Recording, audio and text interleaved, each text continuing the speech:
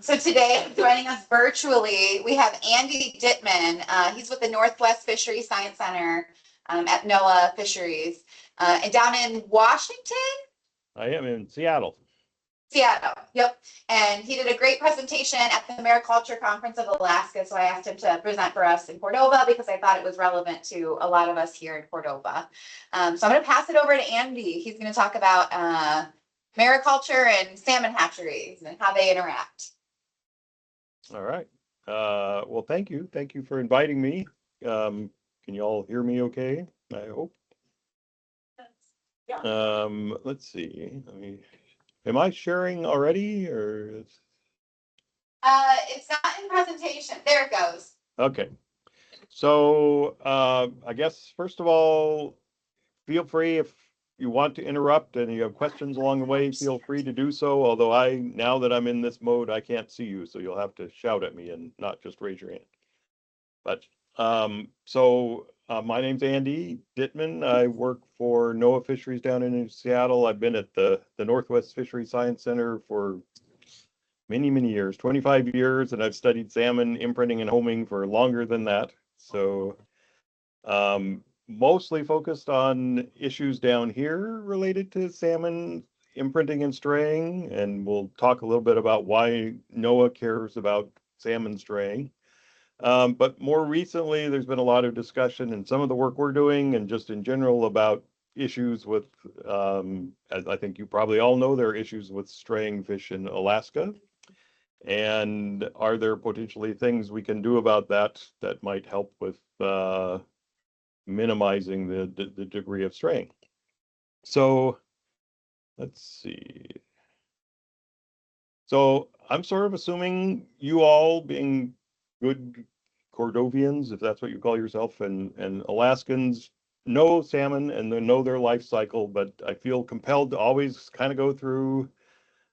Salmon are renowned for their ability to home back to their natal streams to spawn. So salmon typically, this is the life cycle of coho salmon. Salmon will typically dig a nest in their freshwater streams or lakes.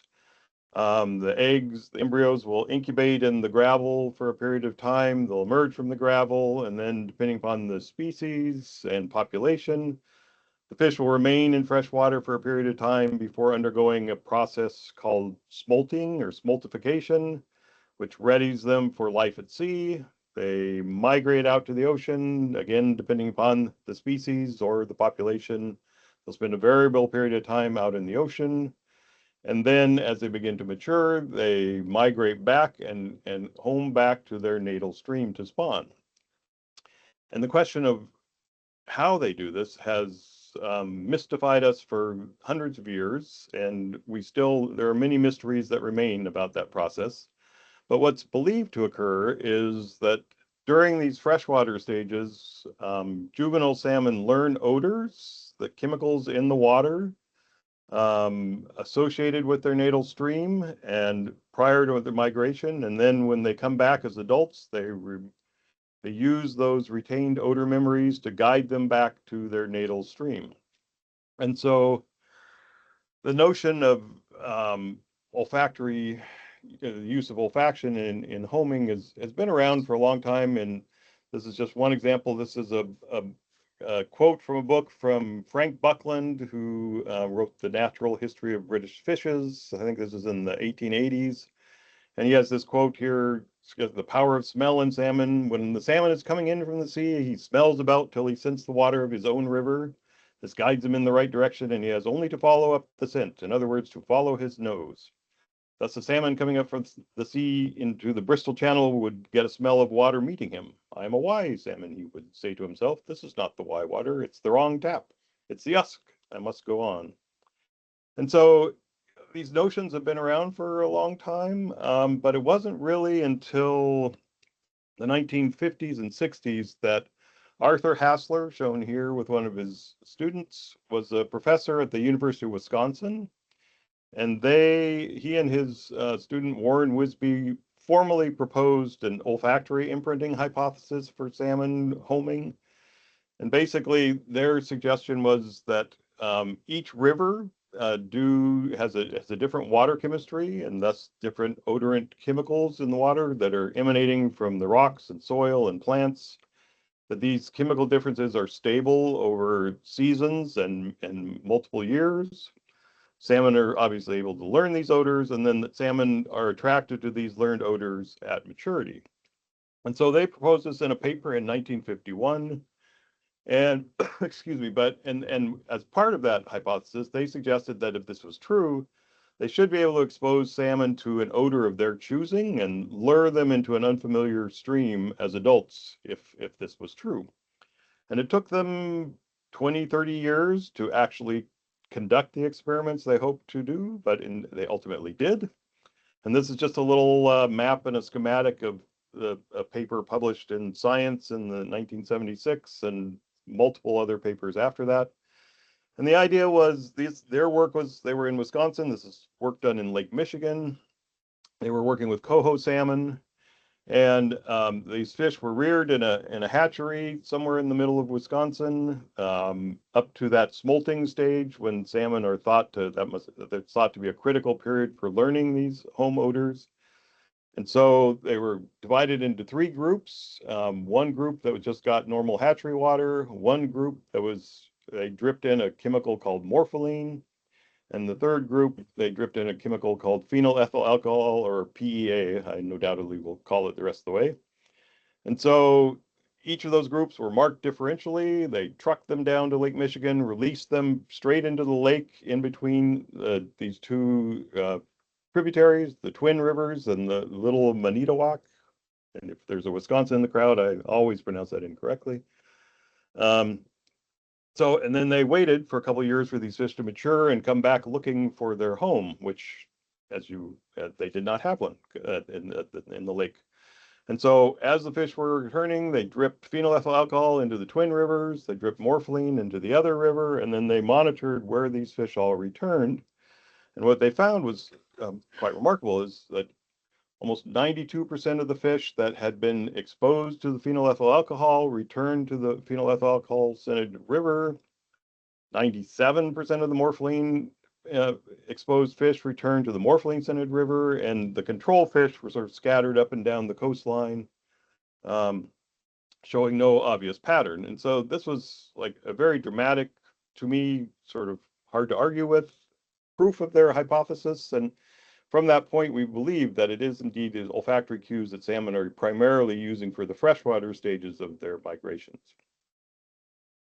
So another normal part of the life history of salmon is they stray. So straying is part of their life history. That's how fish colonize new habitat. There's always probing and exploring that goes on. And so there's this trade-off between straying and homing that is always occurring, but typically at fairly low levels, 5 to 10% at most in natural populations. But straying is a natural part of salmon life history. So one might ask, who cares? Even if we do care, what can you do about it? And so I work for NOAA, and if you're wondering why NOAA cares, well, because we have these different mandates, one of which is to mitigate for dams and the like by supplementing populations with hatchery fish. So we're actually funding and running hatcheries. At the same time, we're very much involved in conservation of these populations. And so where those two collide, we have problems with lawsuits, concerns about hatchery fish interacting, particularly genetically, with wild fish. And so, and pretty much every Endangered Species Act section, biological opinion or otherwise, the issue of hatchery fish straying becomes an issue. So that's my part in all of this. So why do salmon stray? I said it's a natural part of their life history, and we have various ideas about why fish will stray. In some cases, they may not be imprinting properly to the odors of their river for some reason. There's there actually is some evidence that older fish, the longer they're out to sea, that they may stray more. Memory loss as we age, I know more and more about that, and so I sympathize with old salmon. Sensory failure, sometimes there are physiological issues where the fish, just their olfactory function is impaired. And more and more we have issues with signals changing. The fish goes out to sea and something like Mount St. Helens blowing up happens in the interim. Those that signal that was they learned is in many cases probably wiped out, and so you'll see higher levels of straying. More and more with climate change, we're seeing issues where fish are just physically unable to get back to their natal streams. They're just, temperatures are too warm in some cases. But there's also this trade-off between homing and straying. There's an innate sense of fish wanting to home, but at some point, they need to switch from homing to finding a mate, finding the right habitat to spawn in, and all of those trade-offs are going on and can contribute to straying. So do hatchery fish stray more? Well, the answer is not necessarily. In many cases, there are hatcheries where they have extraordinary fidelity homing back to the hatcheries, but there are definitely things that we do as managers of these populations that can increase straying. In particular, transporting fish, rearing fish in one hatchery, transporting and releasing them away from their natal hatchery can create problems with straying. Releasing fish at inappropriate stages. As I mentioned, people misbelieve the smolting stage right before they're going to see is a critical time. And indeed, if you release fish too early or too late, you see higher levels of straying. There's probably more of an issue down here. There's acclimation strategies in many cases where we have sort of conservation hatcheries where you're trying to reestablish populations, and people will rear fish at a central hatchery and then put them into acclimation sites to learn the stream places where they want the fish to come back to. And depending on how that's done and when that's done, they may or may be successful. You can release fish into a place where you want them to come back to, but if the fish comes back and they don't think the habitat is appropriate, they will not spawn there. They'll go look for better habitat. And so all of these are playing out in the way we run hatcheries. And then I'm not going to get into this, but there are sort of physiological processes involved that may also during the rearing environment that may create issues as well. So I'm going to talk about kind of the work that led me down this path to talking to folks about mariculture and all of that. A project I've been working on for a number of years now, specifically down here in Oregon State, the very southwest corner of Oregon State. It's the Elk River, and the Elk River hatchery it's a fall Chinook hatchery. It's a very popular sport fishery. They're very large fish in these small coastal streams. But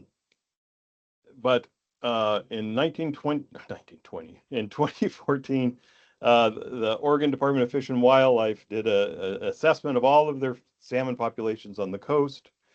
And in a publication, this coastal management plan, they declared that the Elk River Chinook were a non-viable population with low probability of persisting. And that was because there were so many hatchery fish that weren't returning to the hatchery and were spawning in the river with the wild population, that they were very concerned that the genetic integrity of the wild population was in jeopardy. And so they reached out to Oregon State University and the Oregon Hatchery Research Center. I don't know if some of you may have heard of that. And ultimately they connected with me because of my expertise in homing and imprinting, and asked us, what can we do to try and improve the fidelity of the fish coming back and increase the number of fish coming back? Because in some cases, over 50% of the salmon in the river were hatchery fish, not wild fish, and in nearby other rivers as well. So the primary thought, there's a number of ideas that we've explored, and I probably will not talk about all of them, but the primary concern or the idea was that perhaps the hatchery doesn't have a unique enough signature, olfactory signature, for salmon to distinguish it from the river. Like many hatcheries, the Elk River hatchery, this is an overview of the Elk River hatchery. You can see the arrows showing the direction of the flow. The hatchery intake is here on the right. You can see the water comes in from the river. It goes down through the hatching building, through the raceways, and then go back out the ladder at the end of the hatchery, straight back into the river. And the worry was that, well, maybe there's not enough of a signature odor change in the water that's just going through so short a space for such a short time, and they can't distinguish between the river water and the hatchery water. And so we were asked, is it possible that we could somehow add odors to the hatchery water? Could we create a unique olfactory signature? And so I'm going to talk a little bit about that work. How we've gone about trying to identify odors that might make sense for imprinting salmon, trying to understand how those odors might coexist, play a part in the odorscape that the river itself has naturally. I'm not going to talk about this third one about the appropriate times for odor exposure, but I'm happy to talk with anyone who's interested about that work. And then finally, I'm afraid I don't have the grand answer for you because this is a very long-term ongoing experiment, but we have an experiment where we've exposed fish to different odors and codewire the tag the fish, release them out into the world, and those fish and then we drip that odor back into the ladder when the adults are coming back, and those fish are coming back, and we're analyzing that data, and I'll briefly describe that as well. So this notion I told you about, Arthur Hassler's work with morpholine and phenylethyl alcohol. Well, people, they said, based on their findings, well, maybe we can use these odors. If it worked in this setting, in this experiment, maybe we could use these odors to improve homing to hatcheries if we drip it into the water when they're juveniles and then as adults. And this is a different Hassler, different spelling, but people tried these ideas. And so this is a paper from the late 80s, some work done in California. And with coho salmon, and indeed in this experiment, they found that, almost threefold, 2.75-fold increase in the percentage of fish coming back relative that would have been exposed to morpholine as juveniles relative to the control fish. So in this case, it looks like perhaps this was a successful strategy. However, the results have been mixed. Another group did some work with coho, and then this follow-up study by Hassler and another of his colleagues with Chinook salmon. In those cases, they saw no difference between the control fish and the morpholine exposed fish. So I think there's some concern that, well, now some of these odors that they were using probably would be challenging to get permits to put them in water is one. But the other concern is maybe it's just not enough of a change in the odor signature for the fish to detect relative to their baseline water chemistry. So we set about trying to identify some odors that might make sense, screening a number of natural compounds that we know fish and other aquatic organisms can smell. And then we had these other criteria. They had to be safe for release into natural waters. They needed to be relatively inexpensive and available. That's stable, both for storage and release into the water. Salmon obviously had to be able to smell them, and ideally at low concentrations so that you could dilute it significantly. I can attest to the fact that when you drip water constantly for 3 months into a ladder, you need a lot of chemicals. And then we were hoping that these odors would not elicit innate behaviors. So they're not just, all salmon are not attracted to it or avoiding it. We want them to specifically imprint only those fish that we're exposing these odors to be attracted to them ultimately. So this is a photo of Miriam Cameron, who was a postdoc several years ago, who sort of reviewed all the literature. We came up with this list that you don't need to focus on, but a list of these chemicals and others that we were exploring. In addition to just specific chemicals, we're also looking at sort of more complex odors, so odors of other fish, biofilms, algal cultures, zooplankton, etc. And the way we look at those, so first, like I say, we were interested, do these fish actually smell these odors? So here in Seattle, we have a lab where we can actually measure the olfactory responses of salmon. So this is a poor coho salmon on our, basically anesthetized. We have electrodes on its nose, and then we can spritz on different odors. And up in this right-hand corner, you can see as we increase the concentration of an odor, you get a stronger response, and we can quantify all of that. And down here at the bottom, you can see here's several amino acids that elicit a response. Can you see my cursor? Yes. So you can see, for example, that threonine here is eliciting a response down at 10 to the minus ninth molar even, whereas some of these other chemicals, in fact, the ones that Hassler used in his industrial studies, the phenylethyl alcohol and morpholine, are not really eliciting a response until you get to much higher concentrations. So we can measure the sensitivity of salmon to these different odors and choose based on that. In addition, as I say, we're interested in whether salmon are innately responding to these odors. So we did these Y maze experiments, we call them, although they're just these two choice mazes where we would drip in odors to one side and see if the fish are innately attracted or avoiding these odors, because we were, as I say, we're hoping for odors that elicit no innate response, but only after they've learned them. I won't show you. I won't show you the day. We also did some experiments, conditioning experiments, to show that salmon could learn these odors. And in the end, for various reasons, we settled on a cocktail of amino acids. So amino acids are very potent salmon odorants. And so we were concerned, well, we know that they're potent amino acid odorants. We also know they're in natural stream waters. And so that was a concern. Can we actually create a unique signature if it's already in the water? So we went out back to the hatchery. We collected water from the inlet, the outlet, the river, and took all these water samples back to the lab. We were working with a professor in the University of Innsbruck who helped us with the analysis. We measured all the amino acids in the water and looked at the differences. And so the bottom line was, indeed, in June, which is when we were exposing fish to odors, or we're thinking about exposing fish to odors. This is June. This is the hatchery inlet and the hatchery outlet. And you can see this is the percent concentration of all these different amino acids. In fact, it kind of looks like these amino acid profiles are different. Like the hatchery itself, whether the fish, the food they're eating, all of those are contributing to changing the odor environment in the hatchery.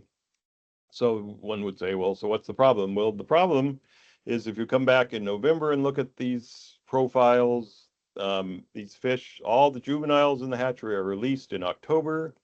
So in November, when the adults are coming back, there are essentially no juveniles in the hatchery, so no odor producers, no food. So these profiles are not identical, but they're much more closely related in November, the inlet and the hatchery outlet. And so if you look, we won't get into the details, but this is analysis sort of looking at the similarities between different waters, and you can see that the hatchery outlet and inlet are quite different, but as you look at the November ones, these little plus marks, they're migrating closer and closer, and even some are in the circle down here with the river water, so less distinguishable. And so what we suspect is indeed there could be a problem, and we're interested in whether we can alter the amino acid profile. And so we went out into the Elk River watershed and the adjoining the Sixes River, which is this one further up here to the north. Sample these sites all along the tributaries in the main stem river at all these different sites and analyze the amino acid levels, looking to see, are we able to even alter these? And we found that indeed amino acids in natural waters, but they're quite low levels. It's 5 nanomolar concentrations. And we know from our work looking at olfactory sensitivity that we can actually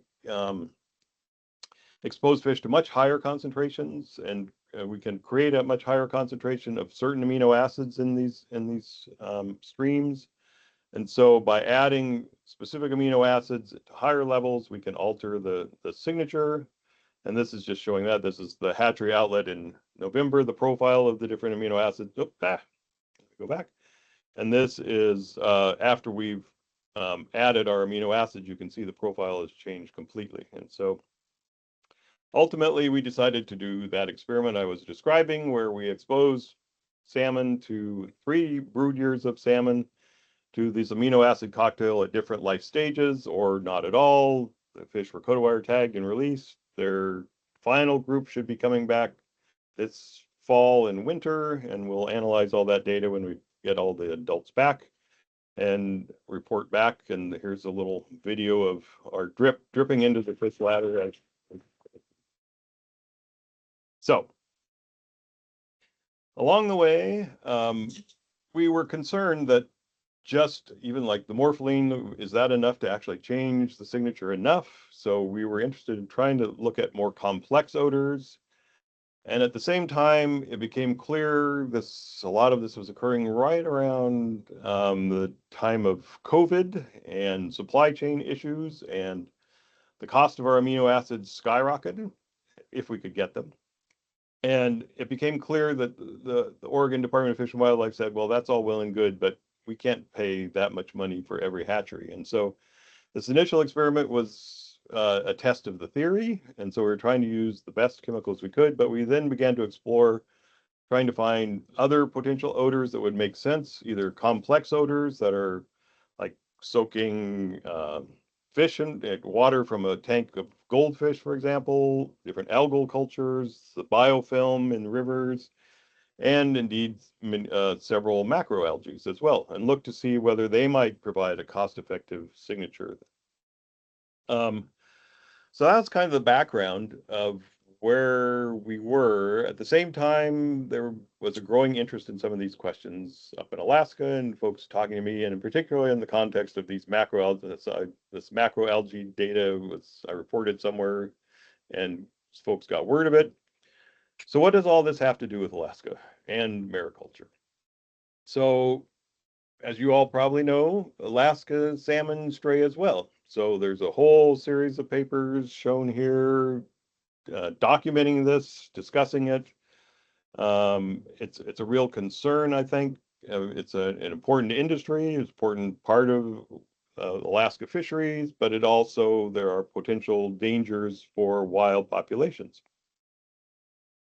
So why do these fish stray? The issues in Alaska are quite different. Most of the issues I explore down here are related to fish in the rivers, in fresh water and different tributaries, or straying into a hatchery in a tributary. In Alaska, the issues are somewhat different because it's more of a concern about the natal hatcheries. They're sort of using a central hatchery, and then fish are moved to remote locations, usually into net pens to rear for a while, acclimate in salt water, and before they're released. And so fish are being released away from their natal hatchery so that when they come back, they are in many cases coming back to where they've been released, not necessarily to the hatchery where they're born. And so when they're looking for a place to spawn, they may be spawning in rivers that are not where people want them to, fish managers want them to. So all of these things, release away from the natal hatchery, transport from the natal hatchery, how that's done. And again, in the marine environment, there is less obvious an olfactory signature in the marine environment that is stable and consistent. This is just reviewing this. This is not important. These are just some papers. Essentially, across the board, all species of salmon, it seems like when they're released in marine waters, they tend to home back to the release site and not to the natal hatchery. And the further away you release them, the more likely they are to stray. And I'm not going to talk at all about this. It's a whole other talk that would be fascinating. I'm happy to come back and talk about magnetic imprinting, but this, particularly in saltwater, it's believed that there is essentially an equivalent process where salmon are learning. We have the magnetic fields associated with a specific area, and they use a map and a navigation system to migrate in the high seas back to the area of their natal river. And then at some point, there's a transition from magnetic orientation to olfactory orientation to find their way back. So these factors are at play as well. And that's all I'll say of that at this point. So what does this have to do with mariculture? Well, as I say, this is a hypothetical. It's possible you all know where this is. I have no idea where this is. I stole this from the internet. But this is just a hypothetical situation I created where one might imagine there's, the natal hatchery here where the fish are raised. They are at some point transported out and put into the rearing facilities and released from there. And when they come back, these fish come back looking for a place to spawn. There may be a stream here with a wild population that people are concerned about. versus the natal hatchery stream, and fish will come in here. Is there anything we can do about that? Is that just the nature of the business, or can we actually try and do something? And that's where the idea of pairing mariculture with salmon hatchery facilities sort of came into play. Is the idea being that perhaps if you can use some of these olfactory cues to create a marker, a cue that salmon can learn, might help guide them in their return back to their natal site.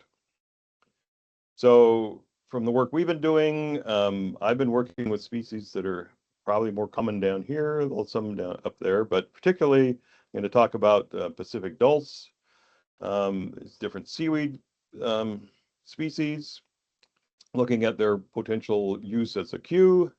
And so I'll kind of walk through the same kinds of things we did with the individual odors. You know, can salmon smell it? Do they show a response to it? Is it rich in known imprinting odors? And the bottom line is yes, yes, and yes, but I'll show you that data. So again, I've got my poor little fish on the rig here. And if you look at, as we just stir a bunch of dulse in a beaker full of water and then spritz that on the salmon's nose as you dilute it, you know, 1 in 10, 1 in 100, I mean, 1 in 10,000, 1 in 100,000, 1 in a million. Even at 1 in a million, the result was not significantly different from just control water, but you're already seeing a differential response, and it is significant at 1 in 100,000. So it's a very potent odor. The juice of dulse is a potent odor for salmon, so that's good. Again, we did these behavioral studies. The data so far suggests that they don't show an innate response to the dulse, which is what we were looking for. And folks who have been interested in using some of these macroalgae in fish foods have done a lot of the analysis. So it's been shown that these are rich in these amino acids that we know are salmon can imprint and can use as homing cues. And so the thought is that maybe using if we can grow these macroalgae in the context of a salmon hatchery and use them both as an odor cue and, you know, as a commercial product, there may be some opportunities there to help with the straying issue. And so what does it have to do with mariculture? Well, you can imagine, you know, by having different macroalgal cultures at different locations, fish might be able to learn something that is associated with their natal hatchery that is different from what is associated with their rearing and release location, and that might help them get back to their natal hatcheries. And I think that was all. So, and then there are a lot of folks involved in this work, actually way more than this, but colleagues at Oregon State University, Oregon Department of Fish and Wildlife, the University of Washington, and as I say, University of Innsbruck and many others. And with that, I'd be happy to take any questions you might have. Hopefully that made sense. Oh, let's see. I've got a comment. Yes. Dulse, that's a very interesting seaweed. And I'm glad you tried that with salmon. Yeah. Getting them to home back to the natal hatchery site. If you fry dulse, it tastes a little bit like bacon. Oh, is We that all right? know that many humans are attracted to bacon. Gotcha. And Well, yeah. apparently salmon have a similar behavior. Well, that is interesting. Well, I've been told that dulse is, I mean, I will be honest that we were looking around for things to try, and these were readily available. A colleague, I mentioned my colleague who's working on this as a supplement for salmon for fish foods. And he had them available in the freezer, so I used the dulse and the others. But I gather that the species in Alaska might be different, and in fact, dulse. Someone suggested that dulse would be a more expensive choice than some of the others that might make sense. But and I had no idea it smelled like bacon, so now I'm going to explore that further. So.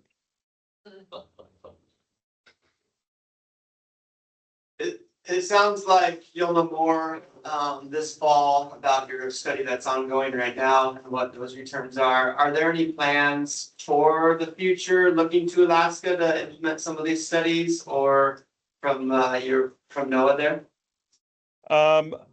So well, let's see. We should have yes, we should have the answers. Or again, we don't know yet, although I will be honest, so far the results are less than stunning, in part because at the same time we initiated our work, there are a whole series of measures people did, including changing the way the fish ladder was operated.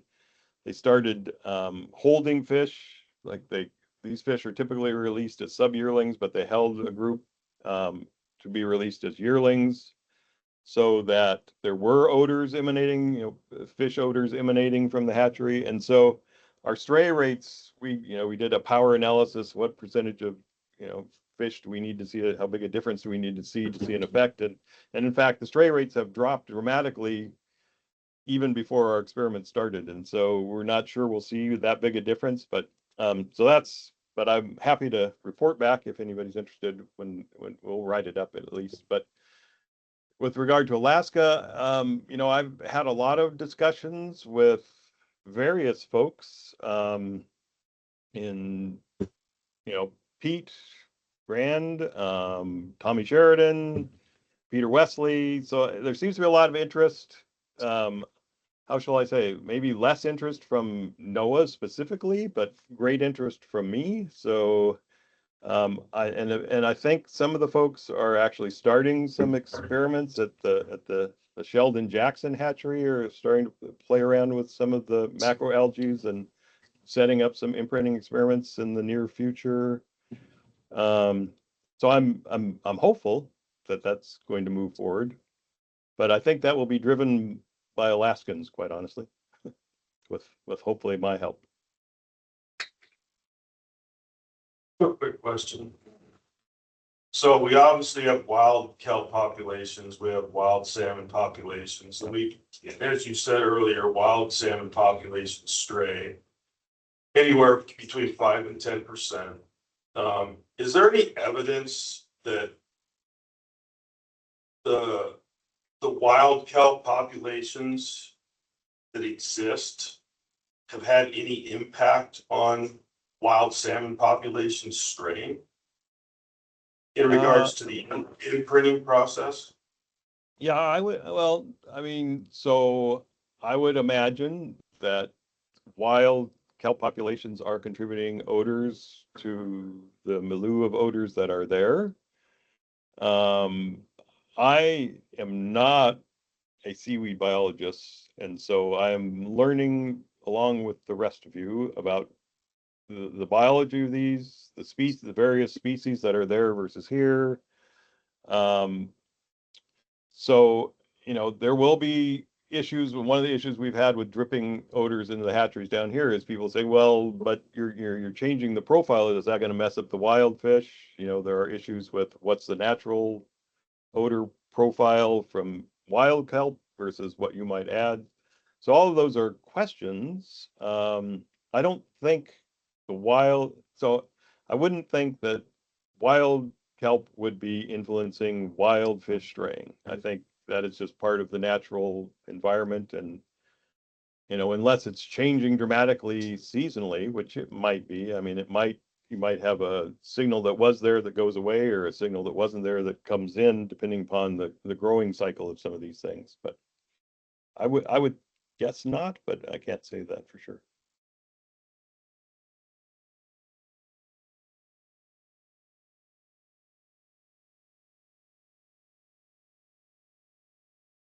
Hey, Andy, can you hear me? I can. Hi, Pete. Great. Hi, Andy. Great presentation. Really enjoyed it. And as you know, I'm quite interested in this issue in Alaska, and it did get me thinking about there's a continuum across the different Pacific salmon. It's recognized, I guess, that sockeye have the greatest homing, least straying, probably tied to their life history, their need to get back to nursery lakes. Right. And then the other end of the spectrum is pink salmon, typically with high stray rates. But it did get me thinking about how is that.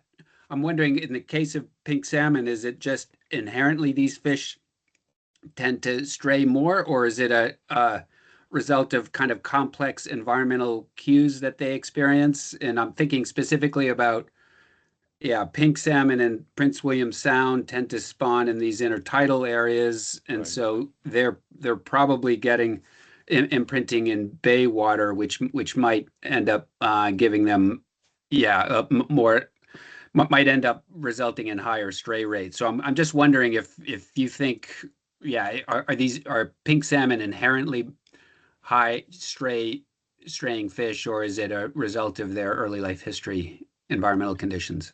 If I don't know, but I would guess it has to do with their early life history, the environment they're in, and how long they're in.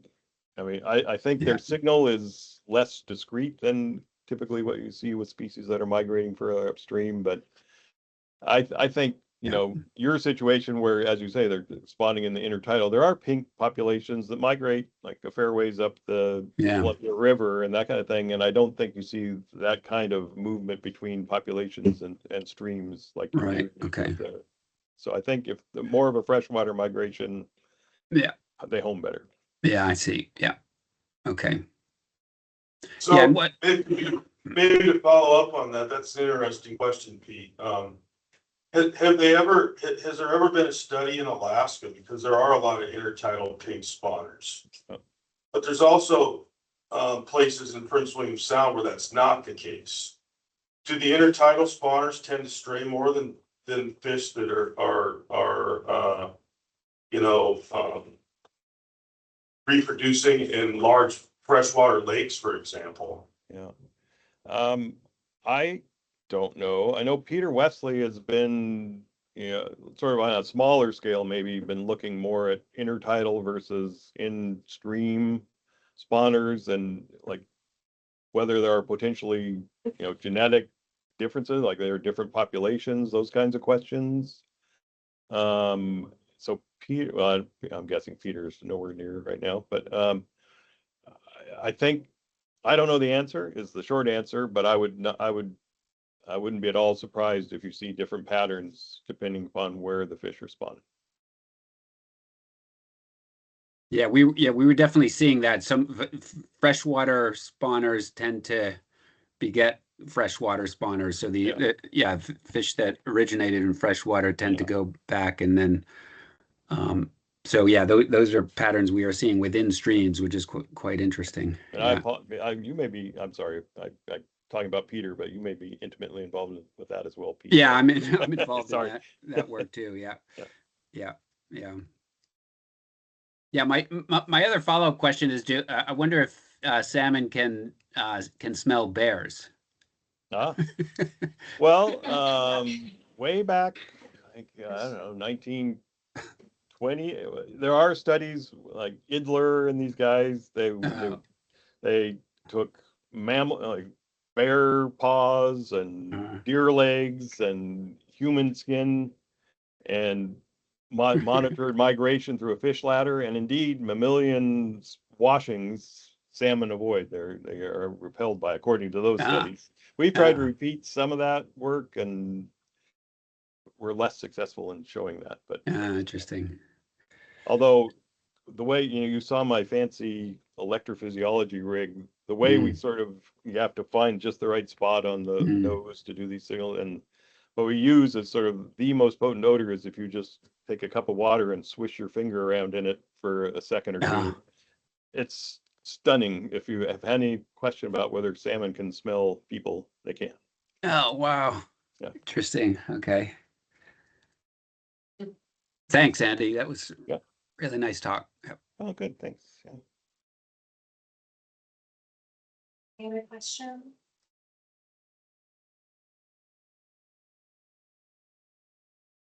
I'm happy to, if people have, Christina has my email. If anybody has questions or want to engage further, I'm happy to entertain anything. You just email me. Absolutely. Well, thank you again, Andy. That was a really great talk. Oh, thanks. Thank you. Thank you. All right. Thank you all. Take care. Oh. Thanks, Andy. That's yeah. Oh, Good to see you again. Good to see you. I guess I'll see you in